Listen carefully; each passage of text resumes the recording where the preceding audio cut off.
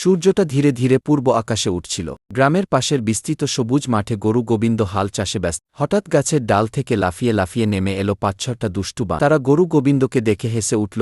বানরগুলো কখনো লাঙলের রশি টেনে ধরছে, কখনো গোবিন্দের পিঠে উঠে বসছে। গোবিন্দ রেগে চিৎকার করছে। প্রতিদিন সকাল হলেই এই বানর বাহিনী হাজির হয়। তারা গোবিন্দের কাজে এতই ব্যাঘাত ঘটাচ্ছিল যে চাষবাস প্রায় বন্ধ হয়ে যাচ্ছিল। ৫ গরু গোবিন্দ খুব ধৈর্য ধরেছিল, কিন্তু একদিন তার মাথায় রাগের পাহাড় ফেটে পড়ল। সে বলল, আর না, এখনই কিছু করতে হবে গি। গরু গোবিন্দ খুব ধৈর্য ধরেছিল, কিন্তু একদিন তার মাথায় রাগের পাহাড় ফেটে পড়ল। সে বলল, আর না, এখনই কিছু করতে হবে গি। সে হাঁপাতে হাঁপাতে পাশের মোবাইল ফোন বুথে গেল। সেখানে সে পুলিশকে ফোন করে সব বলল।